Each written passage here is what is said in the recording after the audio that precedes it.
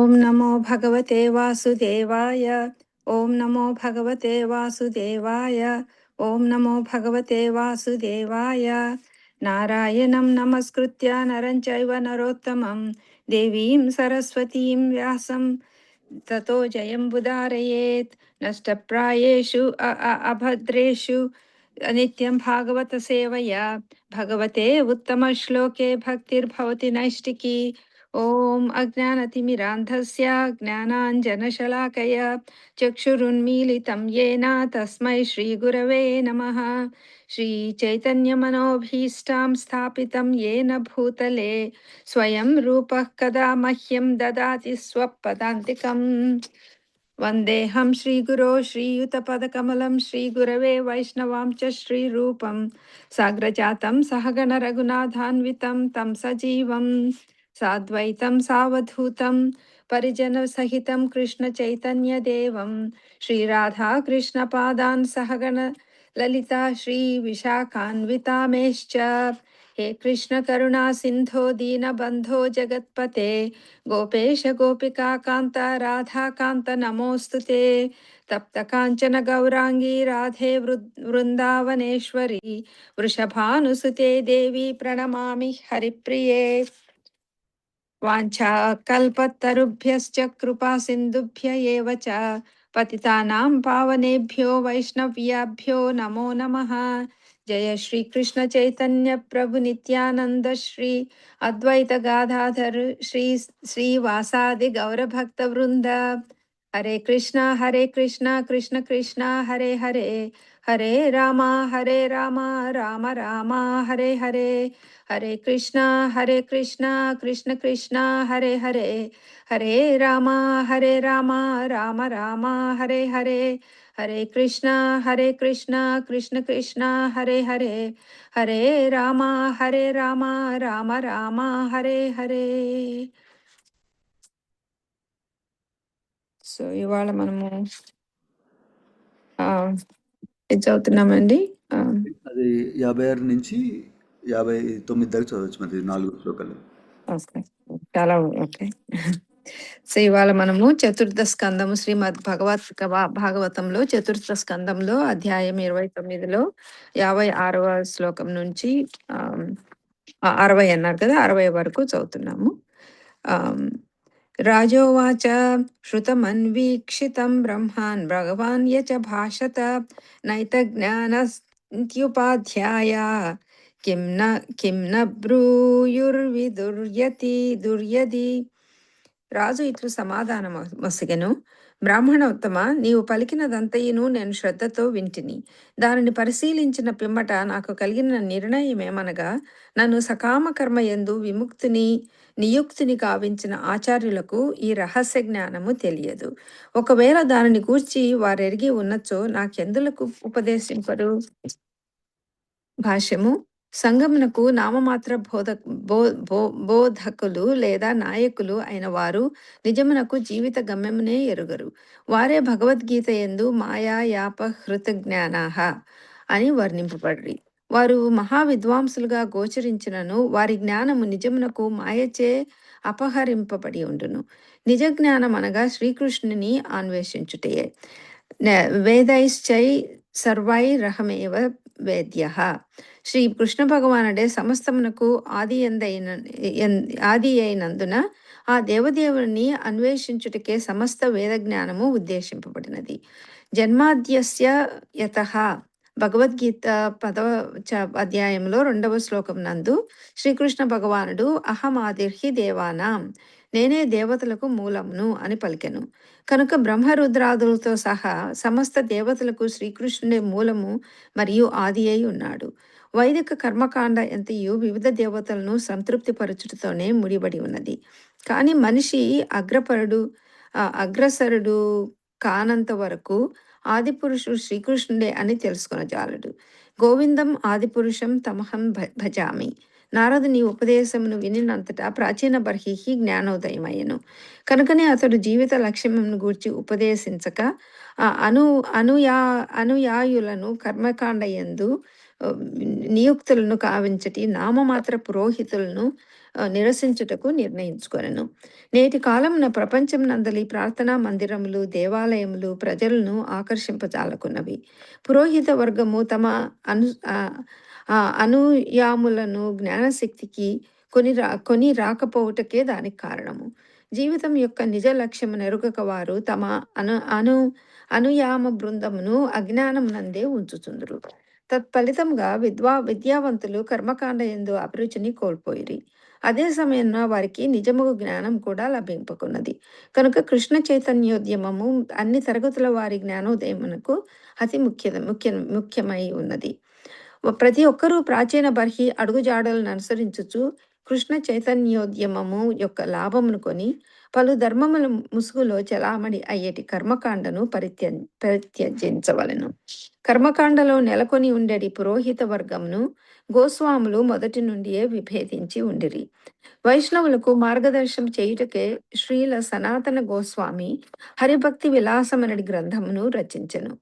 ఆ ప్రకారము వైష్ణవులు పురోహిత వర్ణం వారి నిర్జీవమగు కర్మలను పట్టించుకొనక కృష్ణ భక్తిలో కొనసాగుచు ఈ జన్మమందే పూర్ణత్వమును బడయగలరు. అదే విషయము కడచిన శ్లోకమున పరమహంస శరణం అనగా హంసను ముక్తాత్ముడిని ఆశ్రయించి ఈ జన్మలోనే సఫలత్వమును బడయుట అని వర్ణింపబడినది. 27వ శ్లోకం. సంశయోత్ర తు మే విప్ర సచ్చిన్నస్తత్కృతో మహాన్ ఋషయోపి హి ముహ్యంతి యత్ర నేంద్రియ వృత్తయః. విప్రుడా, ఈ ఉపదేశములు నన్ను కామ్యకర్మలయందు నియుక్తులను చేసిన నా గురువుల ఉపదేశములు పరస్పరము విరుద్ధములుగా ఉన్నవి. భక్తి, జ్ఞానము, వైరాగ్యముల నడుమ గల భేదమును నేనిప్పుడు ఎరగగలిగితిని. దానిని గూర్చి నాకు గల సందేహములను నీవు తొలగించితివి. జీవితం యొక్క నిజ ప్రయోజనము విషయమున మహర్షులు కూడా ఎట్లు మోహగ్రస్తులగుదురో నేనిప్పుడు తెలుసుకొనగలిగితిని. నిస్సందేహముగా అందు ఇంద్రియ భోగం అనేది ప్రశ్నయే లేదు. భాష్యము. స్వర్గలోప ప్రాప్తికై ప్రాచీన బర్హి వివిధ యజ్ఞములలో నియుక్తుడయ్యెను. జనులు సాధారణముగా అటువంటి కర్మలకే ఆకర్షులగుదురు. భక్తి యోగమునకు ఆకర్షితుడయ్యేవాడు అతి దుర్లభుడు. దీనిని శ్రీ చైతన్య మహాప్రభువే ధృవపరిచిరి. మనిషి పరమ భాగ్యశాలి అయితే తప్ప భక్తి యోగమును చేపట్టడు. నామమాత్రమగు వేద పండితులు కూడా భక్తి యోగ విషయమున మోహితులగుదురు. ఇంద్రియ భోగార్థమై ఉన్న కర్మకాండకే సాధారణముగా వారు ఆకర్షితులగుదురు. భక్తి యోగమున కేవలం శ్రీకృష్ణ భగవానుని ప్రేమయుత సేవయే కాని ఇంద్రియ భోగం ఉండదు. అందువలన ఇంద్రియ భోగరగతులగు నామమాత్ర పురోహితులు భక్తి యోగమును అంతగా ఇష్టపడరు. శ్రీ చైతన్య మహాప్రభువు కాలము నుండియే బ్రాహ్మణులు ఈ సంకీర్తనోద్యమమునకు విరోధులుగా నైరి. శ్రీ చైతన్యులు సంకీర్తనోద్యమమును ప్రారంభించినప్పుడు పురోహిత వర్గం వారు కాజీకి ఫిర్యాదు చేసిరి. అంతటా ప్రభువునకు నామమాత్ర వేదానుయాయుల ప్రచారమునకు విరుద్ధముగా శాసనోల్లంఘనము చేయవలసి వచ్చెను. అటువంటి వారే కర్మజడ స్మార్తులని పిలువబడుతురు. కర్మకాండరతులైన పురోహిత వర్గమును ఆ పదము సూచించును. అట్టి వారు మోహగ్రస్తులు అగుదురని ఋషయోపి హి ముహ్యంతి ఇచ్చట తెలుపబడినది. కర్మజడ స్మార్తుల నుండి తప్పించుకొనుటకు మనుజుడు దేవదేవుని ఉపదేశమును ఖచ్చితముగా పాటించవలెను. సర్వధర్మాన్ పరిత్యజ్య మామేకం శరణం వ్రజ అహం త్వా సర్వ పాపేభ్యో మోక్షయిష్యామి మా శుచః. సర్వ విధములైన ధర్మములను త్యజించి కేవలం నన్నే శరణు పొందుము. నిన్ను సర్వ పాప ఫలముల నుండి నేను ముక్తిని గావించుదును. భయము నొందకము. భగవద్గీత 18వ అధ్యాయంలో 66వ శ్లోకం. ఇక 58వ శ్లోకం. కర్మణ్యారభతే యేన పుమానిహ విహాయతం అముత్రాన్యేన దేహేన జుష్టాని సయదశ్నుతే. ఈ జన్మలో చేసినట్టి కర్మలకు ఫలములను జీవుడు తదుపరి జన్మయందు అనుభవించును. భాష్యము. ఒక దేహమునకు వేరొక దేహమునకు సంబంధము ఏ రీతిగా కలుగుతున్నదో మనిషి సాధారణముగా ఎరుగజాలడు. ఈ జన్మలో చేసిన కర్మములకు ఫలములను మరుసటి జన్మలో ఇంకొక దేహంతో అనుభవించుట ఎట్లు సాధ్యపడుచున్నది? ఈ ప్రశ్నకు నారదముని సమాధానమొసగవలెనని రాజు కోరెను. ఆహ్, ప్రస్తుతము మానవ జన్మను కలిగి ఉండి తదుపరి జన్మలో మానవుగా జన్మించకపోవటం ఎట్లు జరుగుతున్నది? కర్మఫలము ఒక దేహము నుండి ఇంకొక దేహమునకు సంప్రాప్తించడి విషయమును పెద్ద పెద్ద తత్వజ్ఞులు, శాస్త్రవేత్తలు కూడా ఎరుగరు. ప్రతి జీవాత్మ ఒక దేహంను కలిగి ఉన్నదని మనం ఎరిగి ఉన్నాము. కానీ ఒక మనిషి చేసిన కర్మలు ఇంకొక మనిషి అనుభవించుట జరగదు. అట్లయినచో ఒక దేహమున చేసిన కర్మలను తదుపరి జన్మమున అనుభవించుట ఎట్లు సాధ్యమనడి ప్రశ్న ఉదయించును కదా. 59వ శ్లోకం. ఇది వేదవిదాం వాదః శ్రూయతే తత్ర తత్రః కర్మ యత్ క్రియతే ప్రోక్తం పరోక్షం న ప్రకాశతే. మనుజుడు పూర్వకర్మ ఫలములను అనుభవించునని వేద విధులు పలుకుదురు. కానీ పరిశీలించి చూసినచో గత జన్మమున కర్మనొనరించిన దేహము అది వరకే నశించిపోయినది.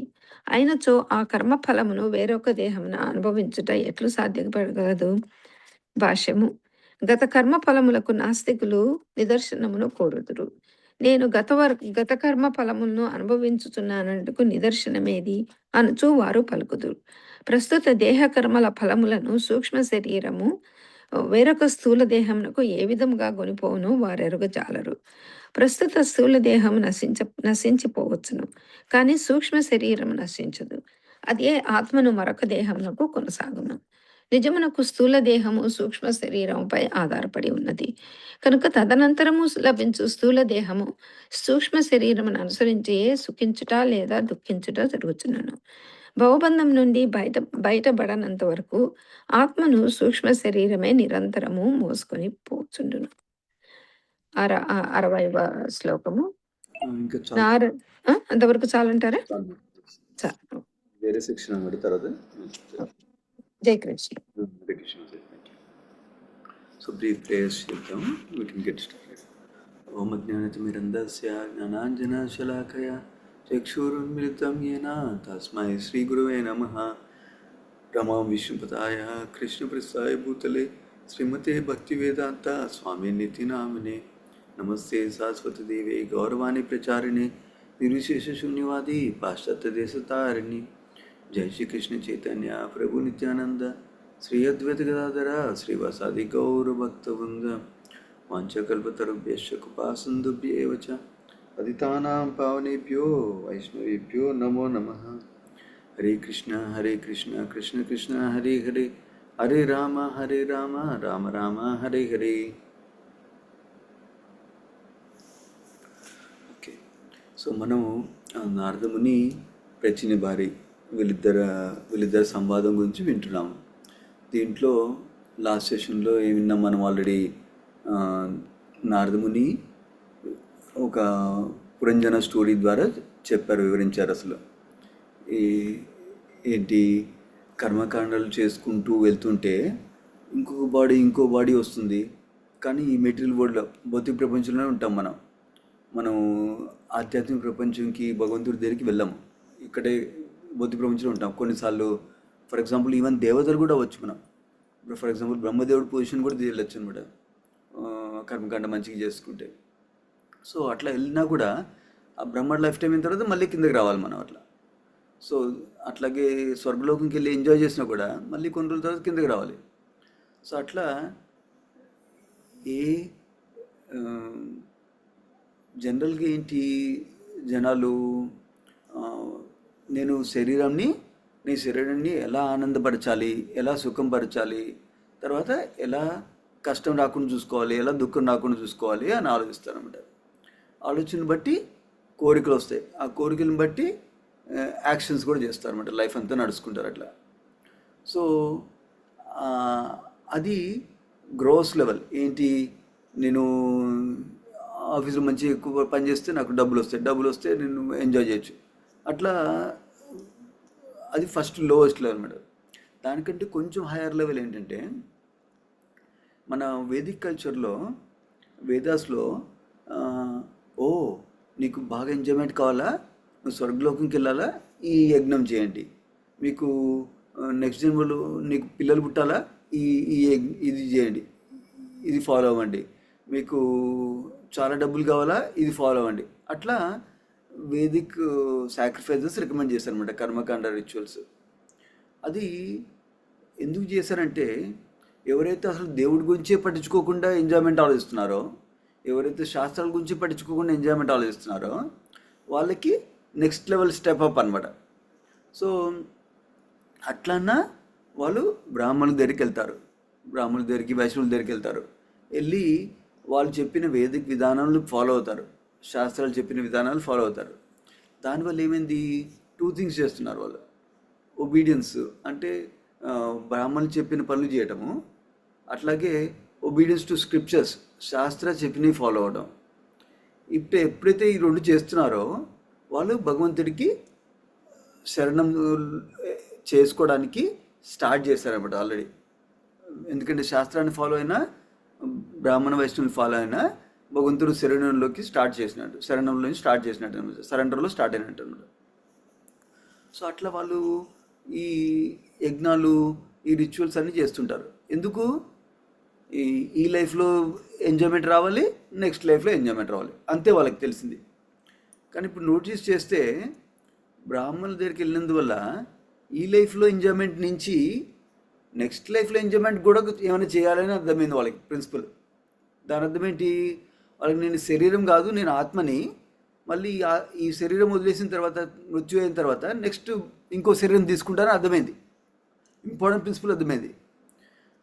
ఇప్పుడు ఆ శరీరం కూడా ఎట్లా హ్యాపీ ఉండాలని ఇప్పుడు చేస్తారన్నమాట కర్మకాండ యజ్ఞాలు అవన్నీ. తర్వాత అట్లా కంటిన్యూ అయితే ఎవరికైతే కరెక్ట్ బోనఫైడ్ గురువు దొరుకుతారో వాళ్ళ దగ్గర నుంచి నాలెడ్జ్ ఎట్లా నేర్చుకుంటారు, ఓ నేను నెక్స్ట్ లైఫ్ కోసం ఈ రిచువల్ ఆ రిచువల్ చేసినా కూడా అది ఆ నెక్స్ట్ లైఫ్ అయిపోయిన తర్వాత మళ్ళీ స్టార్టింగ్ కదా, మళ్ళీ కొత్తది స్టార్ట్ చేసుకోవాలి కదా. అందుకని పర్మనెంట్గా ఏదైనా హ్యాపీ ఉంటే ప్రాసెస్ ఉంటే చెప్పండి, ఆ స్టేట్కి వస్తారన్నమాట. అప్పుడు బోనఫైడ్ గురువు. అందుకనే ఇప్పుడు నారదముని చెప్తున్నారు ఏంటి, భక్తి ఈజ్ ద బెస్ట్ మెథడ్. దేనికి, పర్మనెంట్గా హ్యాపీ ఉండటానికి. ఓన్లీ నెక్స్ట్ లైఫ్ కాదు, పర్మనెంట్గా మళ్ళీ జన్మ మృత్యు జర వ్యాధి ఈ బాధలన్నీ అవసరం అమ్మాయికి. జన్మ మృత్యు జర వ్యాధి అంటే జన్మ అంటే తెలుసు అందరికీ, బర్త్, మృత్యు అంటే డెత్, జర అంటే ఓల్డ్ ఏజ్ అనమాట, వ్యాధి అంటే డిసీజెస్ మనకి తెలుసు. సో మెటీరియల్ వరల్డ్లో ఉన్నంతసేపు ఈ ప్రాబ్లమ్స్ వస్తాయి. అట్లాగే 3 మిజరీస్ ఉంటాయి అన్నమాట. 3 మిజరీస్ ఏంటి, ఆధ్యాత్మిక క్లేశ అంటే నా శరీరం వల్ల నాకు ప్రాబ్లమ్స్ వస్తాయి, నా మనసు వల్ల నాకు ప్రాబ్లమ్స్ వస్తాయి. మన శరీరం వల్ల ఏం ప్రాబ్లమ్స్ వస్తాయి, డిఫరెంట్ కైండ్స్ ఆఫ్ డిసీజెస్ వస్తాయి, దెబ్బలు తాకుతాయి, అట్లా డిఫరెంట్ మెజరీస్. అట్లాగే మనసు వల్ల మెజరీస్ ఏంటి, ఓ నీకు 1 ఇయర్ తర్వాత నాకు జాబ్ ఉంటుందో లేదో తెలియదు, నేను రిటైర్ అయిన తర్వాత నా పిల్లలు చూసుకుంటారో తెలియదు, రిటైర్ చేసుకునేటప్పటికి నా మనీ గ్రో అవుతుందో లేదో తెలియదు, నాకు నేను ఇండియాకి వెళ్తే నాకేమైనా డిసీజ్ వస్తుందేమో, అట్లా యాంగ్జైటీ అనమాట. ఫ్యూచర్ గురించి ఆలోచిస్తే యాంగ్జైటీస్ వస్తాయి మనసు వల్ల. తర్వాత పాస్ట్ వల్ల, అయ్యో నేను 10 ఇయర్స్ ఎగో ఇట్లా ఎందుకు చేశాను, నేను అసలు ఇట్లా ఇన్వెస్ట్ చేసి ఉంటే నాకు ఇప్పుడు మిలియనర్ అయిపోయేవాడిని కదా, 10 ఇయర్స్ ఎగో ఈ కంపెనీలో ఎందుకు జాయిన్ అయ్యాను, ఆ కంపెనీలో జాయిన్ అయితే నాకు పెద్ద పోస్ట్కి వచ్చేవాడిని కదా ఇప్పుడు మా ఫ్రెండ్స్ లాగా. అట్లా పాస్ట్ గురించి ఆలోచిస్తాను. ఇట్లా పాస్ట్ గురించి ఫ్యూచర్ గురించి ఆలోచించి బాధపడతాం అనమాట. అది మనసు వల్ల చేసే ప్రాబ్లమ్స్, అవి ఆధ్యాత్మిక క్లేశ. అట్లాగే ఆది భౌతిక క్లేశ. ఆది భౌతిక క్లేశ అంటే వేరే జీవుల నుంచి మనకు కష్టాలు రావడం. వేరే జీవులు అంటే ఏంటి, మనుషులైనా ఉండొచ్చు, మన ఫ్యామిలీ మెంబర్స్ ఉండొచ్చు, రిలేటివ్స్ ఉండొచ్చు, ఫ్రెండ్స్ ఉండొచ్చు, వేరే వాళ్ళు ఉండొచ్చు, వాళ్ళ ద్వారా మనకి కష్టాలు వస్తున్నాయి ఏదో ఒకటి. అట్లాగే మనుషులే కారణవసరం లేదు, మనకి దోమల వల్ల దోమలు గుర్తు కష్టపడచ్చు కొన్నిసార్లు, లేకపోతే కుక్కలు కరిచి కష్టపెట్టచ్చు. అట్లా ఈ వేరే జీవుల వల్ల, లేకపోతే మన వైరస్ వల్ల బ్యాక్టీరియా వల్ల కూడా మనకి డిసీజ్ వస్తాయి కదా, అట్లా కూడా మనకి వేరే జీవుల వల్ల కష్టాలు వస్తాయి అన్నమాట. అది ఆది భౌతిక క్లేశ అంటారు అనమాట. 3 క్లేశస్ ఉంటాయి, 3 మిజరీస్ ఉంటాయి అనమాట. థర్డ్ ఏమో ఆది దైవిక క్లేశ. ఆది దైవిక క్లేశ అంటే దేవతలు కలిగించే కష్టాలు. దేవతలు ఎందుకు కలిగిస్తారు కష్టాలు, అది ప్రకృతి నియమించినట్టు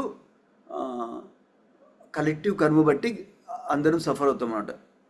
ఫర్ ఎగ్జాంపుల్ ఎండలు ఎక్కువ ఉండడము, చలి ఎక్కువ ఉండడము, వర్షాలు ఎక్కువ ఉండడము, అసలు వర్షాలు లేకపోవడము, లేకపోతే అదేంటి సునామీ రావటము, లేకపోతే ఎర్త్క్వేక్స్ రావటము, ఇవన్నీ ఆది దైవిక క్లేశాలు. ఈ భౌతిక ప్రపంచంలో ఉన్నంతసేపు ఈ 3 క్లేశాలు మనం తప్పించుకోలేము అనమాట. కొన్ని ఫర్ ఎగ్జాంపుల్ స్వర్గలోకం వెళ్తే కొంచెం తక్కువ ఉంటుందేమో అంతే, కానీ టోటల్గా నిల్లు అయితే కాదనమాట. అట్లాగే జన్మ మృత్యు జరా వ్యాధి ఆ ప్రాబ్లమ్స్ కూడా తప్పించుకోలేము. సో భక్తి మార్గంలో వస్తే పర్మనెంట్గా హ్యాపీ ఉండొచ్చు, ఇవేం ప్రాబ్లమ్స్ లేకుండా అని చెప్తారు నార్మల్.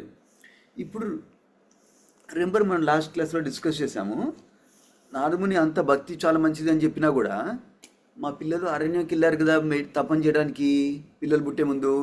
సో నేను వాళ్ళు వచ్చిన దాకా వెయిట్ చేసి వాళ్ళకి చెప్పి వాళ్ళకి రాజ్యం అప్పచెప్పి వెళ్దాము అనుకున్నాను అనమాట. పాత రోజుల్లో ఎన్నో వేల సంవత్సరాలు వెళ్తారు తపస్సుకి. సో అన్ని రోజులు వెయిట్ చేసి వీడి లైఫ్ వేస్ట్ చేసుకుంటున్నాడే అని నారదమునికి జాలి కలిగింది.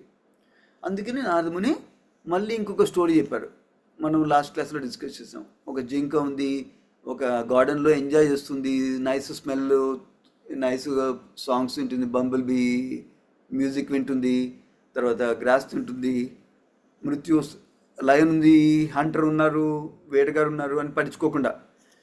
అట్లాగే మనం కూడా మృత్యు దగ్గరికి వస్తుంది అని పట్టించుకోకుండా సెన్స్ గ్రాటిఫికేషన్లో ఎంజాయ్ చేస్తున్నాము అని ఒక అనాలజీ దాకా స్టోరీ దాకా నారదముని చెప్పారు. ఇప్పుడు ప్రచిన్ బరికి క్లియర్గా అర్థమైపోయింది. ఇప్పుడు ప్రచిన్ బరికి అర్జెన్సీ కొంచెం కొంచెం వస్తుందన్నమాట. ఇందాకేంటి, భక్తి మంచిదే, ఎప్పుడో ఒకసారి భక్తి చేద్దాంలే, ఎప్పుడో ఒకసారి స్టాండింగ్ స్టార్ట్ చేద్దాంలే, మంచి రోజు చూసుకొని స్టార్ట్ చేద్దాంలే. ఇప్పుడు మనం ఏ మంత్లో ఉన్నాము, ఆగస్టులో ఉన్నాం కదా, జనవరి 1 స్టార్ట్ చేద్దాంలే అట్లా అనుకుంటున్నాను అనమాట. ఇప్పుడు నారదముని చెప్పిన తర్వాత స్లోగా జనవరి 1 దాకా ఎందుకు వెయిట్ చేయాలి, ఇప్పుడే చేద్దాం, చాంటింగ్ స్టార్ట్ చేద్దాం ఇవాళ నుంచి అన్నట్టు ఆ లైన్లో వెళ్తున్నారు అనమాట, ప్రోగ్రెస్ అవుతున్నారు. సో ప్రోగ్రెస్ అయ్యే ముందు 2 పాయింట్స్ చేస్తున్నారు ఈ 4 శ్లోకాల్లో మనం ఇవాళ చెప్పుకున్న దాంట్లో. ఫస్ట్ బ్రాడ్గా డిస్కస్ చేస్తాను, మళ్ళీ డీప్గా వెళ్దాము. బ్రాడ్గా ఏం చెప్తున్నారు, నాకు నారదముని మీ వల్ల I'm so grateful to you, మీ కృతజ్ఞతలు నాకు మీ మీద. ఎందుకంటే నాకు ప్రీవియస్ టీచర్లు చాలా చెప్పారు, కానీ వాళ్ళకి ఈ విషయం తెలిసినట్లేదు భక్తి గురించి. వాళ్ళు ఎప్పుడు నువ్వు ఇది ఎంజాయ్ చేయాలంటే ఇది చేయి, నువ్వు నెక్స్ట్ లైఫ్లో ఇట్లా ఎంజాయ్ చేయాలంటే ఈ యజ్ఞం చేయి అంతవరకే చెప్పారు వాళ్ళు. ఈ భౌతిక ప్రపంచం నుంచి స్పిరిచువల్ వరల్డ్కి పర్మనెంట్గా హ్యాపీ ఉండడానికి చెప్పలేదు వాళ్ళు. సో మీరు వచ్చింది చెప్పినందు వల్ల నాకు న్యాయమైంది అని ఒక థీమ్ చెప్తున్నారు ఇక్కడ. సో ఈ కృతజ్ఞతతోటి నారదమునికి కృతజ్ఞత చెప్పుకుంటున్నామట, నంబర్ 1 థీమ్. నంబర్ 2 థీమ్ ఏంటి, కానీ ఒక డౌట్ వచ్చింది. అవును, మీరు ఇందాక చెప్పారు కదా రీఇన్కార్నేషన్ గురించి చెప్పారు, అంటే నేను ఫర్ ఎగ్జాంపుల్ ఇప్పుడు లాస్ట్ జన్మలో నేను ఏమన్నా పాపకార్యాలు చేశానో పుణ్యకర్మలు చేశానో దానివి ఇప్పుడు అనుభవిస్తానని చెప్పారు. పుణ్యకర్మలు చేస్తుంటే ఇప్పుడు ఎంజాయ్మెంట్ సుఖం అనుభవిస్తాను, అట్లాగే పాపకర్మలు చేస్తుంటే ఇప్పుడు కష్టాలు పడతాను అని చెప్పారు. కానీ అప్పుడు పుణ్యకర్మలు పాపకర్మలు చేసింది వేరే శరీరం కదా, ఇప్పుడు నేను టోటల్గా డిఫరెంట్ శరీరం వచ్చేసింది కదా, మరి అట్లెట్లా లింక్ ఉంది దానికి దీనికి అని డౌట్ వచ్చింది అనమాట ఆయనకి. సో దానికి కూడా నారదముని ఎక్స్ప్లెయిన్ చేస్తారు మనకి.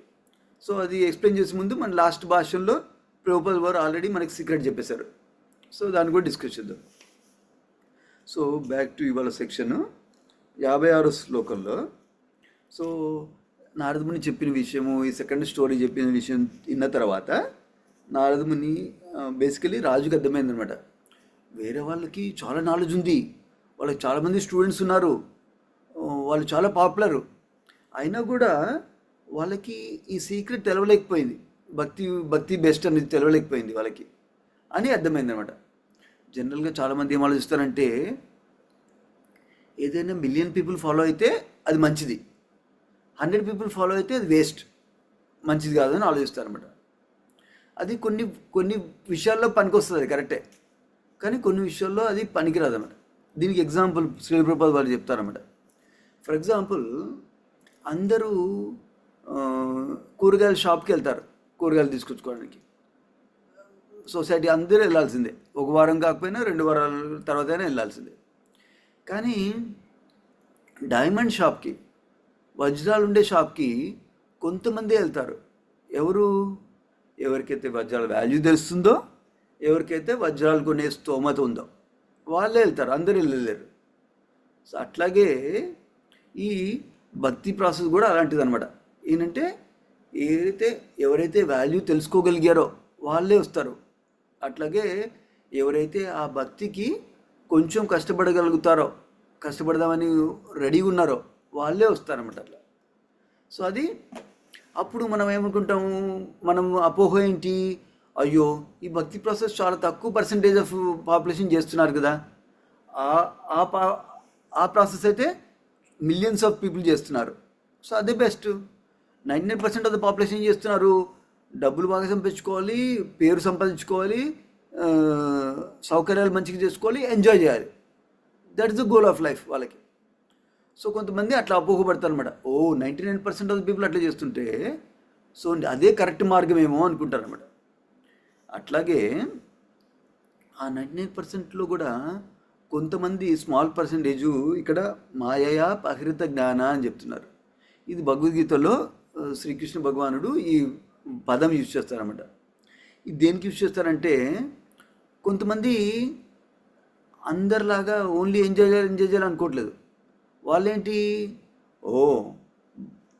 దేవతలకు పూజ చేయాలి, దేవతలకు పూజ చేస్తే డబ్బులు వస్తాయి, దేవతలు పూజ చేస్తే ఆరోగ్యం మంచిగా ఉంటుంది, దేవతలు పూజ చేస్తే పీస్ఫుల్గా ఉంటాము, అట్లా అర్థమయ్యి వాళ్ళు అనుకుంటారు ఇంకా దేవతల్ని పూజ చేద్దాము అని.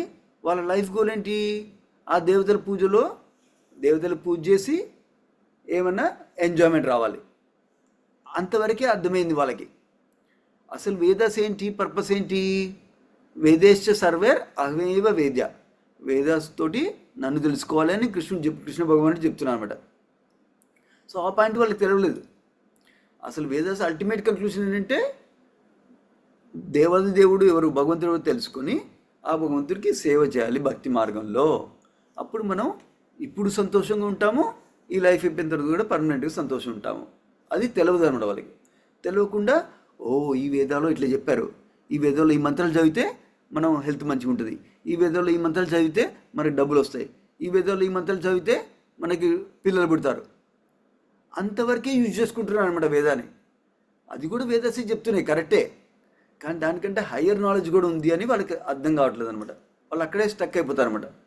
దీన్ని కృష్ణుడు ఫ్లవరీ లాంగ్వేజ్ ఆఫ్ వేదాస్ అంటారనమాట. అంటే వేదాస్లో ఆకర్షమైనవి ఉంటాయి. ఎందుకు ఆకర్షణగా ఉంటాయి? ఫర్ ఎగ్జాంపుల్, నేను ఇప్పుడు షూస్ కొనుక్కోవాలని చూసుకుంటున్నాను అనుకో, నాకు షూ షాప్ చూడగానే ఇంట్రెస్ట్ ఉంటుంది. అట్లాగే నేను ఎంజాయ్ చేయాలని ఇంట్రెస్ట్ ఉందనుకో, నాకు ఇప్పుడు వేదాస్లో ఇట్లా చేస్తే ఎంజాయ్మెంట్ బాగా వస్తుందని చెప్పాను అనుకో, అది మ్యాచ్ అయింది కదా, అప్పుడు న్యాచురల్గా ఇంట్రెస్ట్ ఉంటుంది. సో అట్లా వాళ్ళు ఇల్యూజన్, మోహంలో పడిపోయారనమాట.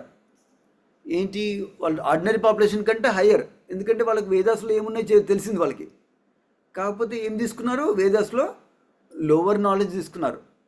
ఏంటి, ఈ లైఫ్లో ఎట్లా ఎంజాయ్ చేయాలి అంతవరకే, లేకపోతే నెక్స్ట్ లైఫ్లో ఎట్లా ఎంజాయ్ చేయాలి అంతే. పర్మనెంట్గా ఎంజాయ్ చేయాలని అర్థం చేసుకోవట్లేదు వాళ్ళకి. సో అది ప్రభుపాద వారు మనకి వివరిస్తున్నారు అనమాట. సో అది అందరికీ, అందుకని మనం రైట్ గురువుకి వెళ్ళాలి. సంప్రదాయంలో ఉన్న గురువు దగ్గరికి వెళ్తే అప్పుడు మనకి భక్తి మార్గం గురించి ఎట్లా అది హైయెస్ట్ పాత్ అని మనకి చెప్తారన్నమాట. అందుకనే ఇప్పుడు నారదముని మాట్లాడిన తర్వాత ప్రచీన బార్హి, ఈ శ్లోకంలో బర్హిష్మాన్ అంటున్నారు. రెండు సేమ్ నేమే, సేమ్ పర్సనే, డిఫరెంట్ నేమ్స్ అంతే. సో ఆయనకి రియల్ గోల్ ఆఫ్ లైఫ్ ఏంటి అని అర్థమైంది. ఏంటంటే భగవంతుడికి భక్తి చేయడం, దేవదేవుడికి భక్తి చేయడం.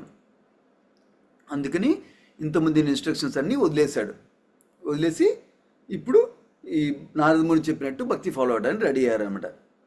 సో ప్రభుపాద వారు అందుకని చెప్తున్నారు, ఆ ప్రచిన్న బారి ఫుడ్ స్టెప్స్లో ఫాలో అయ్యి అందరు కూడా ఈ కృష్ణ కాన్షియస్ మూమెంట్ ఇచ్చే నాలెడ్జ్ ఫెసిలిటీస్ తీసుకొని, అడ్వాంటేజ్ తీసుకొని ఆ, ఇది చేస్తే అది వస్తుంది, ఇది చేస్తే అది వస్తుంది అని వదిలేసి భక్తి మార్గంలో మంచిగా రండి బాబు అని ప్రభుపాల్ వారు ఈ భాషల్లో వేడుకుంటున్నారు మనల్ని. సో దీని అర్థం ఏంటి, మనం మన లైఫ్లో ఎట్లా అప్లై చేసుకోవాలి ఇవన్నీ? So let me see. I think the next శ్లోకాలు కూడా ఉంది ఈ point. Let me combine that also. So basically మనం ఎట్లా చేసుకోవాలంటే, మనకి భక్తి, మనం కృష్ణ కాన్షియస్లోకి వచ్చాము, ఇప్పుడు భక్తి మార్గంలో గురించి నేర్చుకుంటున్నాము, భగవద్గీత కొంచెం వింటున్నాము, భగవద్గీత చదువుతున్నాము, భాగవతం వింటున్నాము, శ్రీమద్ భాగవతం చదువుతున్నాము, వింటున్నాము. సో మనకి ఫస్ట్ ఫ్యూ వీక్స్లో తెలిసిపోతుంది మనకి భక్తి ఎంటైర్ బిగ్ పిక్చర్ వచ్చేస్తుంది. That is the beauty of భక్తి. నా ఆ పిక్చర్ మనం సొలిడిఫై చేసుకోవాలన్నమాట. మనం సొలిడిఫై చేసుకొని అప్లై చేయాలి లైఫ్ ఆ గోల్ కోసం. సో ఓవరాల్ పిక్చర్ ఏమొస్తుంది మనకి, భక్తి ద హైయెస్ట్ గోల్ అని ఫస్ట్ తెలుస్తుంది.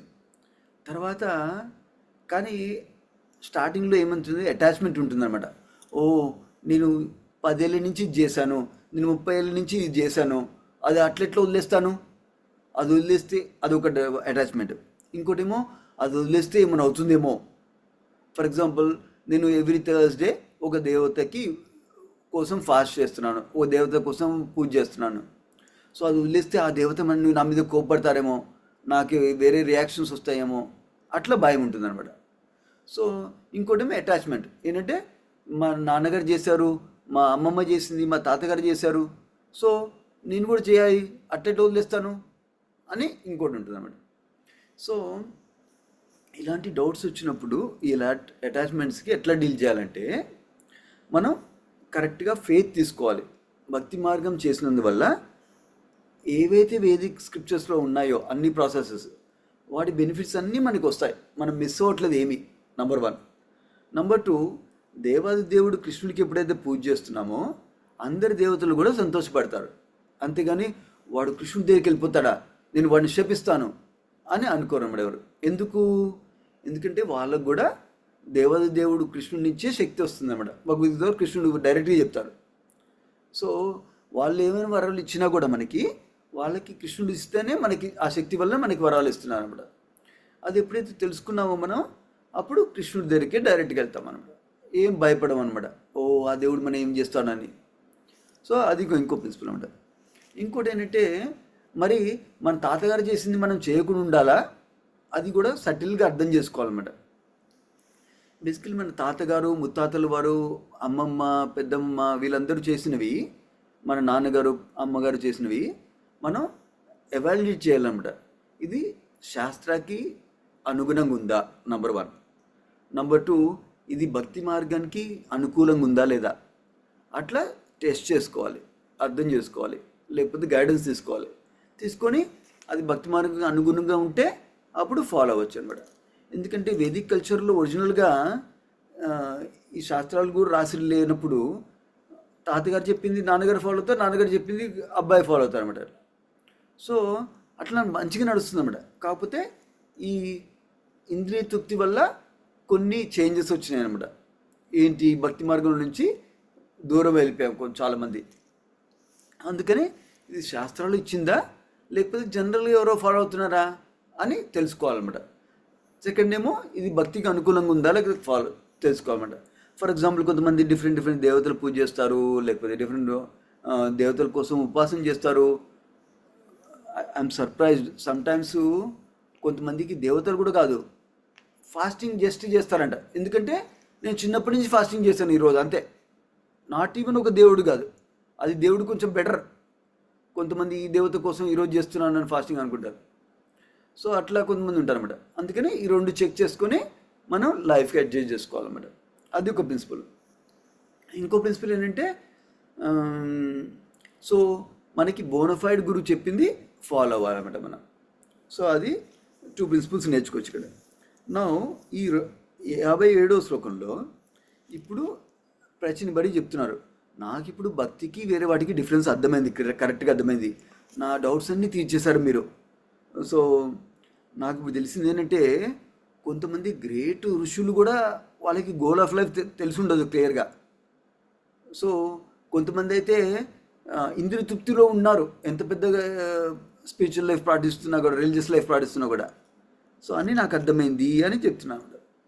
సో ప్రభుపాల్ వారు భాషలో చెప్తున్నారు, ఎవరైతే ఇట్లా నాకు ఎంజాయ్మెంట్ కావాలి, సెన్స్ ఎంజాయ్మెంట్ కావాలి, ఇంద్రియ తృప్తి కావాలని అనుకుంటారో వాళ్ళకి భక్తి నచ్చదు. ఎందుకంటే భక్తిలో ఇంద్రియ తృప్తి ఏం లేదు. భక్తి అంటేనే భగవంతుడి కోసం చేయడం మనం. సో నా కోసం కాదు. సో అందుకని వాళ్ళకి నచ్చదు అని చెప్తున్నారన్నమాట. అట్లాంటి వాళ్ళు భక్తి మార్గానికి అడ్డంకులు కూడా పెడతారు. శ్రీ చైతన్య మహాప్రభు ఎగ్జాంపుల్ చెప్తున్నారు భాషణంలో ప్రభుపాల్ వారు. ఏంటంటే చైతన్య మహాప్రభు ఉన్న టైంలో కూడా ఈ ఈ పురోహితులు, బ్రాహ్మణులు ఉంటారు కదా, ఎవరికైతే భక్తి ఇష్టం లేదో, భక్తి ఈ రిలీజియస్ రిచువల్స్ చేస్తారు ఎందుకు, ఏదైనా ఎంజాయ్మెంట్ రావడం కోసం, వాళ్ళందరూ కంప్లైంట్ చేస్తారన్నమాట కాజీ అని. కాజీ అంటే అడ్మినిస్ట్రేటర్, లైక్ గవర్నర్ లాగా. సో కంప్లైంట్ చేస్తే అప్పుడు చైతన్య మహాప్రభు పెద్ద మూమెంట్ తీసుకెళ్లారు, సివిల్ డిసోబీడియన్స్ మూమెంట్. అందరిని తీసుకెళ్ళి కాజీని ఎదిరించి అందరూ భక్తి మార్గంలో కంటిన్యూ అయ్యేటట్టు చేశారన్నమాట ప్రభుపాల్ వారు అప్పుడు, చైతన్య మహాప్రభు అప్పుడు. సో అది అందుకనే ప్రభుపాల్ వారు భాష్యంలో భగవద్గీతలో 18 చాప్టర్ 6 వర్స్ కోట్ చేస్తున్నాను. సర్వధర్మాన్ పరిత్యజ్య మామేకం శరణం వ్రజ అహం త్వాం సర్వ పాపేభ్యో మోక్షయిష్యామి మా శుచః. సో ఈ శ్లోకంలో కృష్ణ భగవానులు అన్ని ధర్మాలు వదిలేసి నాకు శరణం తీసుకోండి అని క్లియర్గా చెప్తున్నారు అనమాట. ఇక్కడ అన్ని ధర్మాలు అంటే లోవర్ ధర్మాలు అనమాట. ఫర్ ఎగ్జాంపుల్ పాపజీవుడు అంటే ఏం శాస్త్రాలు పట్టించుకోకుండా జీవించడం, అది ఒక నెక్స్ట్ లెవెల్. నెక్స్ట్ లెవెల్లో శాస్త్రాన్ని పట్టించుకొని పుణ్యకార్యాలు చేయడం. నెక్స్ట్ లెవెల్ ఏంటంటే భగవంతుడి కోసం చేయడం అనమాట, అది భక్తి. సో అట్లా హైయెస్ట్ లెవెల్కి ఎలివేట్ చేస్తున్నాడు అనమాట కృష్ణుడు మనకి భగవద్గీతలో కూడా. సో నా ఇప్పుడు ఫస్ట్ 2 శ్లోకాల్లో ఇవాళ 56, 57లో ఆయనకు అర్థమైంది, మా ప్రీవియస్ టీచర్స్కి చాలా నాలెడ్జ్ ఉంది, కాకపోతే అయినా కూడా వాళ్ళకి ఈ పాయింట్ తెలవలేదు అని అర్థమైంది దీనికి. సో నా నారద మునికి మీద గ్రేట్ కృతజ్ఞత కూడా వచ్చింది. కృతజ్ఞత వచ్చి ఇప్పుడు అర్థమైంది అనమాట. కానీ ఒక డౌట్ వచ్చింది. ఆ డౌట్ 2 శ్లోకాలు చెప్తున్నారు, 58, 59లో. సో మీరు 58లోనేమో స్టేట్మెంట్ చెప్తున్నారు ఏంటంటే ప్రీవియస్ లైఫ్ ఏదైతే కర్మలు చేశామో దాన్ని బట్టి ఈ లైఫ్లో ఎంజాయ్ చేస్తాము. ప్రీవియస్ లైఫ్లో పుణ్యకార్యాలు చేస్తే ఇప్పుడు సుఖం వస్తుంది, ప్రీవియస్ లైఫ్లో పాపకాలం చేస్తే ఇప్పుడు దుఃఖాలు వస్తాయి, అది మీరు చెప్పారు అంటున్నారు స్టేట్మెంట్. తర్వాత క్వశ్చన్ నెక్స్ట్ వర్స్లో అడుగుతున్నా అనమాట. ఏంటంటే సో లాస్ట్ లైఫ్లో పుణ్యకార్యాలు పాపకార్యాలు చేసింది అది అయిపోయింది కదా, ఆ చేసిన బాడీ శరీరం అయితే పోయింది కదా, ఇప్పుడు కాలిపోయిందో పూడ్చారో ఏదో ఒకటి అయిపోయింది. సో మరి ఈ లైఫ్లో ఎట్లా అనుభవిస్తున్నారు వాళ్ళే అని డౌట్ వచ్చింది అన్నమాట. సో అప్పుడు ప్రభుపాల్ వారు మన భాషల్లో ఆన్సర్ ఆల్రెడీ చెప్తున్నారు. రేపటి క్లాస్లో మీరు ఎక్కువ వింటారు ఆన్సర్, నారదముని ఎట్లా ఆన్సర్ చేస్తున్నారు అనేసి. బేసికలీ సింపుల్ ప్రిన్సిపల్ ప్రభుపాల్ వారు ఆల్రెడీ సొల్యూషన్ చెప్తున్నారు కాబట్టి చెప్తాను. ఏంటంటే ఫస్ట్ ఆఫ్ ఆల్ మనం చనిపోయినప్పుడు ఓన్లీ మన స్థూల శరీరం, గ్రాస్ బాడీ, మనకు కనపడే బాడీలో నుంచి ఆత్మ వెళ్ళిపోతున్నాడు బయటికి. ఆత్మ బయటికి వెళ్ళినప్పుడు ఆత్మతో పాటు సూక్ష్మ శరీరం, సటిల్ బాడీ కూడా వెళ్తుంది అనమాట బయటికి. సో వీళ్ళని పరమాత్మ గైడ్ చేస్తారన్నమాట. ఎట్లా గైడ్ చేస్తారు? మనం లాస్ట్ క్లాస్లో చెప్పుకున్నట్టు నా కోరికలను బట్టి, నా కర్మల్ని బట్టి నాకు ఇంకొక బాడీ ప్రకృతి డెసిగ్నేట్ చేస్తుంది అనమాట. సో మనం ఎట్లాగో ఆఫీస్ వర్క్లో మంచిగా చేస్తే మనకి ప్రమోషన్ వస్తుంది, నెక్స్ట్ లెవెల్ పొజిషన్. అట్లాగే బాడీలో మనం చేసిన కర్మల్ని బట్టి, చేసిన భక్తుల్ని బట్టి, చేసిన కోరికలను బట్టి ఐదర్ మనం పర్మనెంట్గా స్పిరిచువల్ బాడీకి వెళ్ళొచ్చు భక్తి చేస్తే, లేదంటే నెక్స్ట్ లైఫ్ వస్తుంది. నెక్స్ట్ లైఫ్ వస్తే మనకి డిఫరెంట్ బాడీ రావచ్చు, యానిమల్ బాడీ రావచ్చు, ఇన్సెక్ట్ బాడీ రావచ్చు, ఫిష్ బాడీ రావచ్చు, లైక్ మళ్ళీ మనిషి శరీరం రావచ్చు. అట్లా డిపెండ్ అయిపోయి మనం చేసిన దాన్ని బట్టి, కర్మలు బట్టి. సో ఇప్పుడు ఈ బాడీలో నేను చేసిన కర్మలకి నేను ఆత్మని డెసిషన్స్ తీసుకుంటున్నాను. సో అవన్నీ ఆ కోరికలు, తర్వాత కర్మలు చేసిన ఇంప్రెషన్స్ ఇవన్నీ సూక్ష్మ శరీరంలో ఉన్నాయన్నమాట, సటిల్ బాడీలో. సో నెక్స్ట్ బాడీకి వెళ్ళినప్పుడు చనిపోయిన తర్వాత అప్పుడు ఆ మైండ్, మనసు, బుద్ధి, అహంకారం ఇవి సటిల్ బాడీ అనమాట, సూక్ష్మ శరీరం. సో అవి కూడా వెళ్తున్నాయి కాబట్టి ఆత్మతోటి అవి క్యారీ చేస్తున్నాయి అనమాట. ఏంటి, ప్రీవియస్ లైఫ్లో ఉన్న కోరికలు, ప్రీవియస్ లైఫ్లో ఉన్న సంస్కారాలకి ఇంప్రెషన్స్ అన్నీ అవి క్యారీ చేస్తున్నాయి అనమాట. అట్లాగే సేమ్ ఆత్మ చేసింది కాబట్టి ప్రీవియస్ లైఫ్లో ఈ లైఫ్లో ఆ ఆత్మకే ఎక్స్పీరియన్స్ ఇస్తారనమాట ప్రకృతి ద్వారా భగవంతుడు. ఇది చేసిన పాజిటివ్ కర్మ, నెగిటివ్ కర్మ బట్టి ఎంజాయ్మెంట్ కానీ, సుఖం కానీ, దుఃఖం కానీ కలిగిస్తారన్నమాట.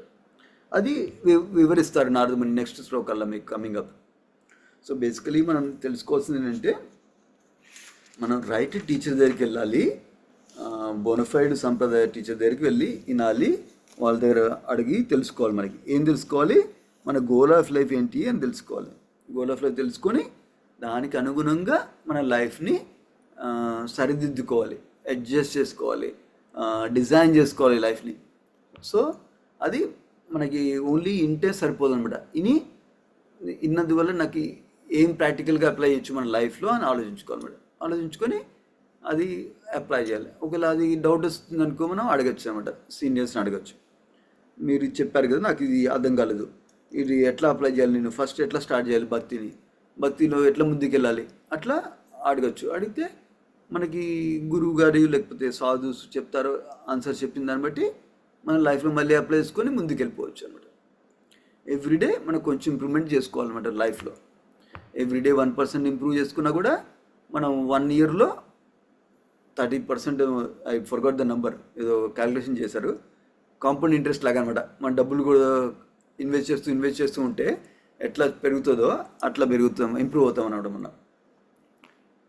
So I pause here. So ఏమైనా క్వశ్చన్స్ ఉన్నాయా ఎవరికైనా, ఎవరైనా కామెంట్స్ ఉన్నాయా?